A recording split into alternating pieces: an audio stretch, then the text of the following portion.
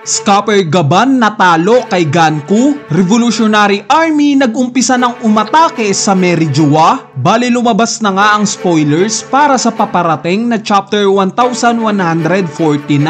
At ang title nga daw netong paparating na chapter 1 second. So ang unang impormasyon nga sa spoilers sinasabing itutuloy daw yung nangyari sa huling scene ng last chapter. Which is alam naman natin na inatake ni Scupper Gaban itong si Saint Summers. Ngayon nga sinasabing nagpatuloy daw itong paghiwa ni Gaban kay Summers. Hiniwa-hiwa nga daw niya ito hanggang sa magpira-piraso siya. Yes guys, ganito na lang kabilis itong ataeng ginawa ni Gaban kay Summers. Dagdag impormasyon pa nga na natalo na daw ni Gaban itong si Summers. Pero hindi nga daw niya ito napatay. Buhay pa nga rin daw itong si Summers at hindi lang nakakapag-regenerate. Nung makita nga daw ni Ganku itong sitwasyon ni Summers sinubukan niya daw takutin itong si Gaban sa pamamagitan ng pagtitreten kay Colon na papatayin niya ito. Kumbaga ginawang hostage ni Ganku si Colon kapalit ng pagsuko ni Gaban. At pumayag nga daw si Gaban. Sumuko siya kapalit ng hindi pag-atake ni Ganku sa anak niyang si Colon. Pagkasuko nga daw ni Gaban agad daw siyang inatake ni Ganku. Sinaksak daw siya gamit yung araw neto at ibinato siya. Kung matatandaan nyo sa recent video natin nabanggit ko nga yung possibility na kung mahulog man ngayon si Ronya hindi siya mamamatay. Bakit? Dahil currently nga adjacent na sa lokasyon nila itong grupo nila Luffy at Loki. At since pinakita nga na busog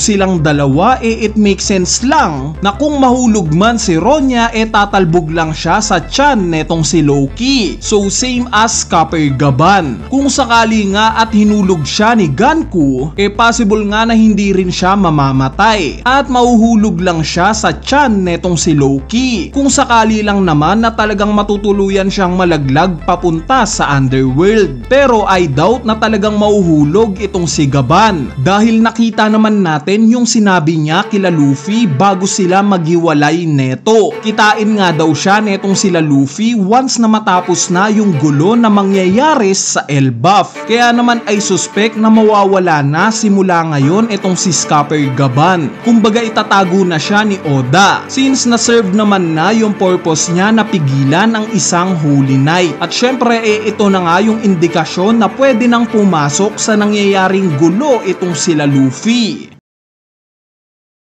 Anyway, sa sumunod na impormasyon nga sinasabing makakakuha daw tayo ng flashback mula kay Brook. Ni-reveal nga na indeed, kilala niya talaga personally etong si Ganku. Reference nga ito in chapter 1147 kung saan nabanggit ni Brook na parang namumukaan niya daw itong si Ganku. It turns out na nakilala pala ni Brook itong si Ganku bago pa siya maging pirata. So ito nga yung nakakapangduda sa karakter netong si Ganku dahil we all know na currently 90 years old na itong si Brook. At since nakita nga natin na literal na tumatanda itong mga Holy Knights base kay Garling na nakita nating bata pa 38 years ago sa God Valley incident, ang ibig sabihin lang neto dapat na tumanda rin itong si Ganku. Pero base nga sa appearance ni Ganku mukhang bata pa siya. Kaya naman mataas nga ang posibilidad na may ginawa ang world government sa katawan netong si Ganku. Specifically itong si Gorosei Saturn. Dahil during Egghead Island arc nga ni-reveal ni Saturn na kagaya siya ni Dr. Vegapunk. Isa nga rin siyang scientist. In fact siya nga daw ang may kagagawan kung bakit merong Sapphire Scale Disease itong si Genie. Ang rason dahil sa pinag-eksperimentohan niya daw ito. Meaning posibleng may ginawa rin itong si Gorosei Saturn sa katawan netong si Ganku. Bali sinubukan nga daw ng totoong Ganku na kontrolin yung sarili niyang pag-iisip, which is nagawa naman daw niya. At sinubukan niyang pakawalan sa pagkakatali itong si Brook, pero hindi nga daw nagtagumpay itong si Ganku dahil later on nga bigla daw tinake over ni Im-sama itong katawan ni Ganku. Galit na galit nga daw itong si Imu sa mga Holy Knights since napakatagal daw ng mga ito sa mission nila. Pinagmamadali na nga niya itong mga mga Holy Knights dahil currently daw nasusunog na ang buong Merijoa. Under attack na nga daw ngayon itong base nila. At sa huling panel daw netong paparating na chapter sinabi daw ni Im-sama na ipapakita niya kung paano daw nagro-rule ang mga Diyos sa mundo.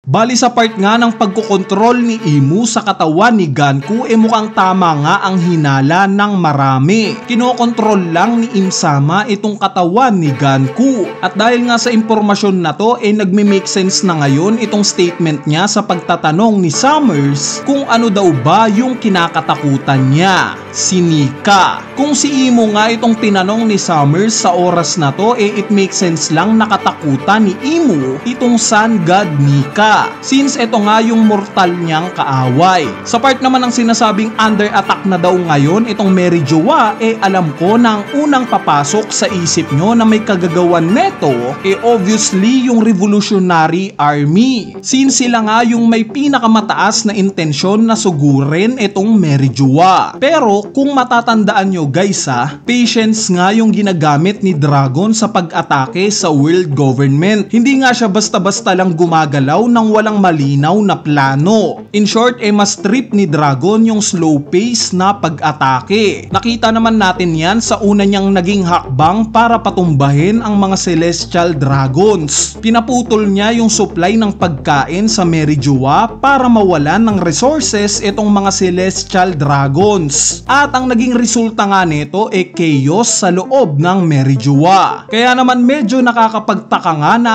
atake na lang sila Dragon bigla sa Merijoa, gayong slow pacing yung ipinapakita nilang galaw. Hindi kaya ibang grupo ang umatake sa Merijoa? Ito kaya yung Blackbeard Pirates? Dahil kung iisipin nyo guys aware nga itong si Blackbeard sa mga galaw ni Dragon. Itong si Lafitte nga yung nakatoka sa mission na to. At since kilala rin natin si Blackbeard na similar kay Dragon kalkulado rin yung mga galaw niya. Hindi kaya ang plano ni Blackbeard atakihin ang Merijoa nang sa ganon sisihin ng world government itong Revolutionary Army? Ito kaya yung plano ni Blackbeard all along? Dahil kung mangyari nga at mabaling yung galit ni Im-sama sa Revolutionary Army panigurado magpapadala siya ng mga Holy Knights or even Gorosei sa kung nasaan mang lokasyon ngayon itong si Dragon. Hindi kaya ito yung point sa pagpapauwi kay Shamrock? Ipapadala kaya si Shamrock sa Kamabaka Kingdom para kumprontahin itong si Dragon? Anyway, idea lang naman yan. At makakakuha pa tayo ng mas maraming impormasyon once na lumabas na yung full chapter. Kaya naman stay tuned lang sa channel natin. So yun lang.